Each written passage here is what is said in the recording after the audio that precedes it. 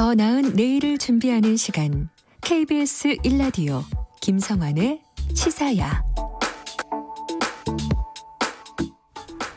세계 최대 아동 성착취물 사이트인 웰컴 투 비디오를 운영한 손정우, 그리고 엠번방 사건의 조지빈의 범죄 사실이 알려진 이후 디지털 성범죄 처벌 기준을 마련해야 한다는 의견은 계속해서 제기돼 왔는데요. 대법원 양형위원회가 아동 청소년 성착취물을 제작할 경우 최대 29년 3개월까지 징역을 선고할 수 있다는 양형 기준안을 공개했습니다. 디지털 성범죄에 대한 구체적인 양형 기준안 마련은 이번이 처음 있는 일입니다. 오늘 인터뷰 시간에는 대법원 양형위원회 산하 양형연구회 위원인 김영미 변호사를 연결해서 디지털 성범죄 양형 기준안의 내용과 의미에 대해 이야기 나눠보도록 하겠습니다. 변호사님 안녕하십니까? 네, 안녕하세요. 네, 제가 앞서 대법원 양형위원회에서 밝힌 새 양형 기준안 얘기를 잠깐 좀 했는데요. 좀 더 구체적으로 설명을 좀 해주십시오.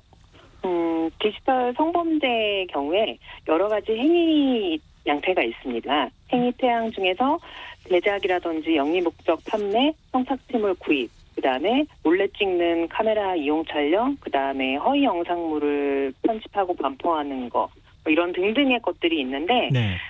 거기에서 이제 상습적으로 제작하거나 재질이 가장 나쁘다고 볼 수 있는 아동 청소년 성착취물 제작 범죄의 경우에는 2건 이상만 하더라도 하한을 7년으로 두고요. 최장 29년 3개월까지 그 양형 기준을 만들었습니다. 그리고 네. 상습범의 경우에도 10년 6월 이상 29년 3월까지 할 수 있고요. 단순히 구입만 하더라도 10월 이상 2년까지 기본 양형을 공고하도록 했습니다. 근데 뭐 양형 기준안 만드는데 같이 참여하신 거죠? 아니요, 저는 참여하지 않았고요. 아니고요? 네네, 국민들의 의견을 모두 수렴을 해서 네. 제가 이제 대법원 양형위원회에 전달을 했습니다. 네. 그럼 최종 결정하시는 데는 관여하시지는 않았다는 말씀이시군요. 네, 그렇습니다. 네. 이번에 그 양형 기준안 공개된 것 어떻게 평가하십니까? 되게 고민을 많이 하셨구나라는 생각을 했고요. 네. 여러 각계각층의 의견을 들었던 것 같고, 또 특히나 국민들의 의견을 저희가 2만 건 이상을 모아서 전달을 해드렸는데, 그 부분이 조금 반영이 된 것 같아서 다행이라는 생각을 했습니다. 근데 그동안 명확한 양형 기준이 없기 때문에 뭐 솜방망이 처벌을 했다, 고무줄 판결이다, 이런 이제 비판적인 목소리가 계속 있었는데요. 네. 기존에는 기준이 없다는 얘기는 그러면 판사가 재량으로 다 판결을 했다는 거 아닙니까? 이렇게 되면? 그렇죠. 모든 범죄가 다 양형 기준이 있는 거는 아니고요. 보통 이제 법에 보면은 법정형이 되어 있잖아요. 법정형 안에서 판사가 그 적절하다고 생각되는 형을 선고하는 게 이제 판사의 재량 영역인데, 기존에는 양형 기준이 없다 보니까 양형 기준이 있었던 강간이나 강제추행에 비해서 좀 더 낮은 형을 선고했었던 것 같습니다. 그러니까 자연스럽게 재량 감경이 많이 이루어지고 그러다 보니까 솜방망이 처벌이다, 이런 비판이 나왔다는 얘기인데요. 그렇죠. 좀 더 이제 강간이나 강제추행보다는 좀 더 낮은 영역의 범죄가 아니냐, 이런 인식이 좀 있었던 것 같아요. 근데 이번에 이제 양형 기준안을 발표하고 최대 29년 3개월까지 징역을 선고할 수 있도록 하긴 했지만, 외국의 경우와 비교했을 때는 뭐 외국엔 거의 뭐 종신형 뭐 이렇게 또 한다고 하잖아요. 턱없이 부족하다, 이런 비판의 목소리도 있습니다. 일반 국민들은 그럴 것 같아요. 사실 일반인들의 법감정인과 판결 선고되는 그 양형 사이에는 되게 괴리가 있고요. 네. 또 미국의 양형 체계와 우리나라의 또 양형 체계는 좀 다른 부분이 있어서 미국에 비하면 말도 안 되는 진짜 솜방망이 처벌인 것 같은데, 과거에 선고됐던 그런 양형의 판결 선고됐던 기준에 비하면 그래도 좀 부족하긴 하지만, 이대로만 잘 정착이 된다고 하면 그나마 피해자들이 더 이상 뭐 억울해하지 않고, 억울해하겠죠, 당연히 다 억울해할 수 있는데, 과거처럼 정말 말도 안 되는 형벌로 인해서 피해자들이 좌절하는 그런 일은 조금은 없어지지 않을까 싶습니다. 근데 이게 아동 청소년과 관련되어 있는 성착취물을 제작했을 경우에는 무기까지 지금 현행 법령으로도 그렇게 무기까지 선고 가능하도록 돼 있지 않나요? 네, 그렇죠. 양형 기준, 법정형은 그렇게 되어 있는데, 사실 법정 최고형이 선고되는 경우는 많지 않죠. 실질적으로 이제 뭐 살인이나 강간의 경우에도 최장 뭐 50년까지 할 수 있고 사형 같은 경우는 사형까지도 할 수 있지만 실질적으로 법정 최고형이 선고되는 경우는 매우 드물잖아요. 그런 네. 것처럼 사실 무기징역까지 할 수 있는데 거기까지 선고될 수 있을까? 그랬으면 좋겠는데 양형 기준 자체는 그렇게는 나와 있지 않는 것 같습니다. 다른 범죄의 경우도 비슷합니까? 그렇습니다. 법정형까지 가는 경우는 사실은 살인죄 외에는 살인이나 강도 살인 뭐 이렇게 진짜 흉악범 외에는 법정형 끝 상한까지 가는 경우는 거의 없는 것 같습니다. 근데 많은 분들께서 좀 궁금해하시는 게요. 조주빈을 네. 비롯해 N번방, 이 박사방 피의자들도 이번에 이제 새롭게 설정한 새 양형 기준을 적용받게 되느냐 이제 이거거든요. 네. 어떻게 되는 거죠? 일단 오늘 기준이 나왔던 거는 지금 기준을 일단 만들었고 예. 9월, 10월 달에 행정예고 고치고 11월에 공청회 거쳐서 최종적으로 12월 7일 날 양형위원회 전체 회의에서 결정이 된다는 거거든요. 네. 그러니까 이제 이 오늘 나온 양형 기준은 확정되는 건 12월 7일인데 조주빈이나 이 N번방 관련자들의 재판이 그 전에 끝나버리면 사실은 이 새 양형 기준이 적용이 안 될 수도 있겠죠. 하지만 양형위원회에서 이렇게 양형 기준을 좀 높여서 일단은 발표를 했기 때문에 네. 판결을 하는 판사님들도 이 기준을 공식적이진 않지만 참작을 해서 양형 판결 선고하지 않을까? 그런 기대가 됩니다. 그러면 이거는 지금 재판 중인 것에는 조금 영향을 미치지 않을 수 있겠지만 예를 들면 이제 항소를 한다거나 이렇게 했을 네. 경우에는 적용이 가능하다는 건가요? 근데 이제 항소했을 때 양쪽 다 검사도 항소하고 검사가 항소하면 높은 양형을 선고할 수가 있죠. 그러니까 높은 판결을 선고할 수가 있죠. 근데 이제 1심 판결이 선고되고 나서 검사가 항소를 안 해버리면 불이익 변경 금지 원칙에 의해서 더 높은 형을 선고할 수가 없어서 일단 판결이 그 전에 선고가 1심 판결이 된다라고 하면은 검사도 꼭 항소를 해야 될 것 같습니다. 그렇군요. 아니 또 역으로 그런 생각이 들어서요. 예를 들어 조주빈이 양형 기준이 이렇게 높아지면 나는 재판 계속 끌고 가면 불리하다. 네. 이렇게 해서 그냥 포기해버리는 경우가 생길까 봐. 그죠. 하지만 양쪽 다. 이 상대방 검사가 있으니까 검사 네네. 측이 있으니까 검사님이 항소하시면 본인은 끝내고 싶더라도 끝내지 못하죠. 그 부분을 좀 주목해서 봐야겠군요. 네. 네. 근데 양형 기준을 높인다고 해서 모든 게 끝은 아니다 이런 얘기가 또 나와요. 네, 맞아요. 이 네. 판사의 재량이라고 하는 게 물론 양형 기준에 영향을 미치겠지만 성인지 감수성에 따라서 형량 차이가 그동안에 많이 있어 왔다는 거 아닙니까? 네. 근데 실효성이 있느냐 이 부분에 대한 의문에 대해서 혹시 말씀해 주신다면요. 보통 양형 기준이 있는 범죄들에 대해서 판사가 판결을 선고할 때는 판결 이유를 쓰게 되잖아요. 네. 판결 이유에 양형 기준에 따라서 어떤 영역이 기본 영역인지 그리고 기본 영역에서 가중 감경 요소를 다 반영해서 판결을 선고하게끔 되어 있어요. 네. 근데 양형 기준이 있는데도 불구하고 거기에 벗어나는 판결을 선고할 때는 왜 그렇게 하는지에 대해서 간단하게 이유를 쓰도록 되어 있습니다. 그러니까 이제 판사 재판하는 판결 선고하는 판사 입장에서도 왜 이 사건은 양형 기준을 적용하지 않고 양형 기준보다 더 낮게 선고되는지에 대해서 양형 이유를 꼼꼼하게 잘 써야 되겠죠. 그러니까 판사님들 입장에서도 이걸 완전히 무시할 수는 없을 것 같습니다. 그럼 만약에 형 감경 요소가 있다면 어떤 게 있는 겁니까? 보통 일반적으로 대부분의 범죄들이 감경 요소로 피해자가 있는 범죄 같은 경우는 피해자와 합의했는지, 그래서 피해자가 처벌 불원을 했는지, 그 다음에 이 피고인이 초범인지 아니면은 그전 전과가 있는지, 그 다음에 자백했는지 이런 것들이 기본적인 감경 요소로 들어가 있거든요. 그리고 공탁을 했는지 여부도 감경 요소로 기본적으로는 들어가는데, 네.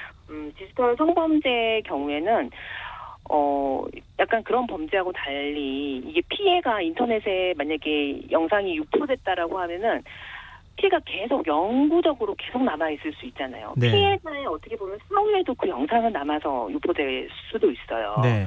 그 정도로 심각한 피해를 입히기 때문에 그런 부분들이 가만히 돼서 감경 요소에 좀 특별한 걸 좀 넣었던 것 같습니다. 그게 뭐냐면 저희도 이제 국민 의견서에 넣었었는데 피고인이 이 인터넷에 유포됐다든지 이런 것에 대해서 피해 회복을 위해서 얼마나 진지하게 노력을 했는지 이 부분을 고려를 해야 되고 그다음에 초범인지가 정말 그 완전 초범이어야 되지 이런 동종 전과가 없는 경우에는 초범으로 취급하지 말자 이런 이야기도 있었거든요. 네. 그리고 피해자는 원치 않는데 일방적으로 공탁을 해가지고 공탁한 걸 또 감경 요소를 하게 되면은 이건 진짜 피해자는 정말 그 공탁금 받을 생각도 없는데 본인의 감경을 위해서 공탁하는 건 문제가 있다라고 했는데 그 부분도 피해복을 위한 공탁은 감경 요소에서 뺐던 게 좀 이번에 양형 기준에서 좀 특이했던 부분인 것 같습니다.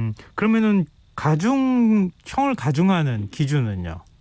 가중 기준은 기본적으로 다수 행위를 했거나 그다음에 아동 청소년 대상으로 이런 성착취물을 제작하거나 뭐 촬영을 하거나 그다음에 피해자가 이로 인해서 뭐 자살 시도를 한다든지 아니면 정말 삶을 포기할 정도의 그런 시금을 전폐한다든지 뭐 이런 우울증이라든지 이런 피해를 야기한 경우 그다음에 영상이 인터넷에 유포돼가지고 정말 걷잡을 수 없을 정도로 유포된 경우 이런 경우에는 가중 요소로 반영을 하는 것으로 했던 것 같습니다. 방금 전에도 말씀하셨지만 일각에서는 피해자가 뭐 극단적인 선택을 하거나 정말 네. 회복하기 어려운 피해가 발생했을 정도가 돼야 가중처벌을 하는 거. 네. 이거는 가중처벌 조건이라고 보기엔 좀 어려운 것 아니냐 이런 얘기도 있거든요. 이렇게까지 극단적인 뭔가가 이루어져야 꼭 가중처벌을 하는 것이냐 이런 반론에 대해서는 어떻게 보세요? 일단은 기본 영역이 있습니다. 이런 가중 요소는 기본적으로 처벌하는 형의 플러스에서 더 높게 처벌하겠다는 거거든요. 이런 사유가 있으면. 그래서 이런 사유가 없다고 해서 가볍게 처벌하겠다는 게 아니에요. 기본적인 처벌 영역에서 더 가중해서 처벌하겠다는 거죠. 아 그러면은 예를 들면요. 지금 29년 좀 넘잖아요. 최고가 양형 기준에서. 네. 거기에서 더 가중을 한다는 의미인가요? 아니죠. 아, 그거는 아니고요? 기본 영역이, 거기에서 기본 영역이 기본적으로 제작의 경우에는 5년부터 9년까지가 기본 영역이거든요. 아, 5년부터 9년. 네. 5년에서 9년까지가 기본인데, 거기에 가중 요소가 있으면 7년에서 13년으로 또 가중이 되고, 또 특별 가중 영역이 또 있습니다. 네. 심각한 피해를 야기하는 경우에는, 19년 6월까지 가중하고, 이런 식으로 계속 가중하는 양형이 선고가 되는 거죠. 그러면 사실 국민 정서상으로 볼 때 5년에서 9년 사이는 너무 형이 낮은 거 아니냐? 뭐 이런 생각하시는 분들도 있을 것 같은데요. 네, 그렇긴 한데 전반적으로 우리나라의 양형이 좀 낮다고 보시면 됩니다. 뭐 실례로 같은 성범죄의 경우에 13세 이상의 청소년을 강간한 경우가 있거든요. 이것도 이제 성폭력 범죄잖아요. 전형적인 성폭력 범죄인데 이 경우의 기본 영역이 5년에서 8년입니다. 그러니까 이제 13세 이상 청소년을 강간한 기본 영역과 이런 아동 청소년 성착취물을 제작했을 때 기본 영역을 어느 정도 형을 맞춰서 하지 않았나 약간 이런 생각이 들어요. 왜냐하면 같은 또 성범죄 영역이기도 해서 그랬던 것 같습니다. 근데 지금 이제 디지털 성범죄와 관련한 양형 기준이 이번에 처음 만들어지긴 했지만 이 디지털 성범죄도 이렇게 양형 기준이 뭐 높다고 할 수는 없겠지만 어찌됐든 중형을 선고받도록 해놨잖아요. 네. 그럼 오프라인상에서 성범죄가 이루어지는 경우도 좀 더 지금 양형 기준을 높여야 되는 거 아니냐 이런 의견에 대해서는 어떻게 보세요?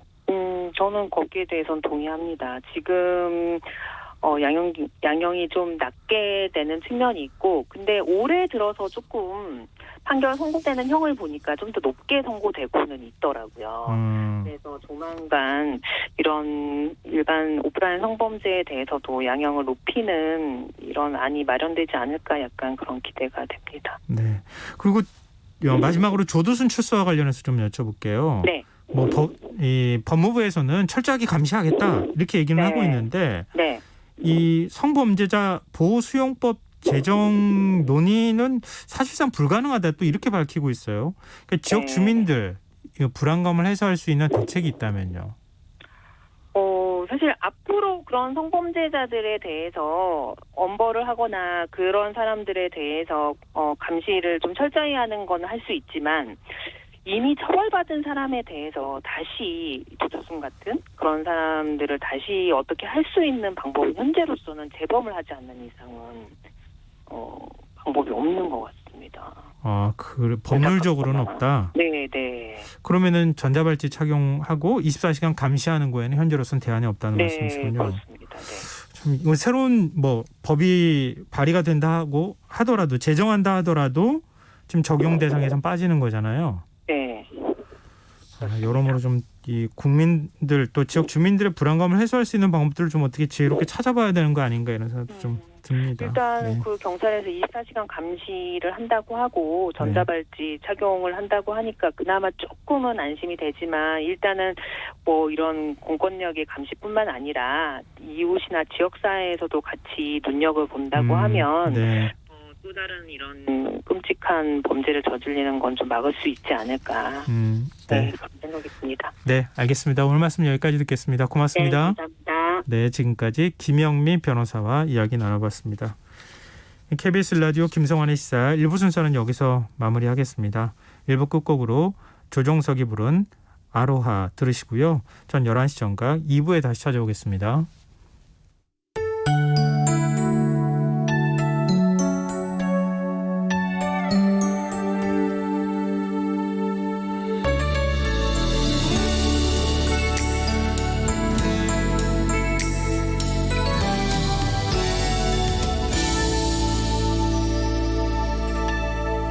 어두운 불빛 아래 촛불 하나 와인잔에 담긴 약속 하나 항상 너의 곁에서 널 지켜줄 거야 날 믿어준 너였잖아 나 바라는 건 오직 하나 영원한 행복을 꿈꾸지만 화려하지 않아도 꿈 같진 않아도 너만 있어주면 돼 걱정 마 언제나 이 순간을 잊지 않을게 내 품에 안긴 너의 미소가 영원히 빛을 잃어가지 않게 Cause your love is so sweet You are my everything 첫날 밤에 단 꿈에 젖어 하는 말이 아냐 난 변하지 않아 오직 너만 바라볼 거야 Oh, you're light of my life You're the one in my life 내 모든 걸 다 잃는데도 후회하지 않아 오직 너를 위한 변하지 않는 사랑으로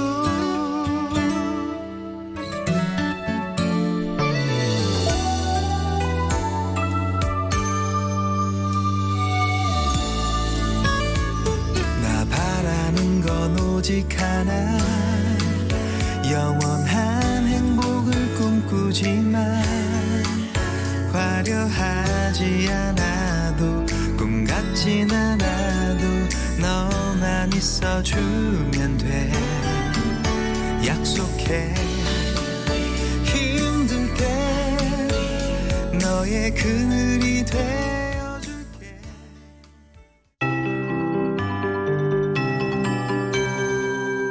KBS 58분 날씨. 현재 전북 북부와 전남 서해안에는 시간당 1mm 미만의 약한 비가 오는 곳이 있으며 충남 남부와 그 밖에 전라도에는 산발적으로 빗방울이 떨어지는 곳이 있습니다. 내일은 전국이 대체로 흐리고 새벽에는 강원 영동을 제외한 중부지방과 전남에 비가 시작되겠습니다. 이 비는 내일 낮 동안 전국 대부분 지역으로 확대됐다가 전남과 경남, 제주도는 내일 오후에, 중부지방과 전북은 밤에 대부분 그치겠으나 경기 남부와 강원 영서 남부, 충청 북부는 모레 새벽까지 이어지는 곳이 있겠습니다. 한편 내일 오전에는 소강 상태를 보이는 곳이 많겠습니다.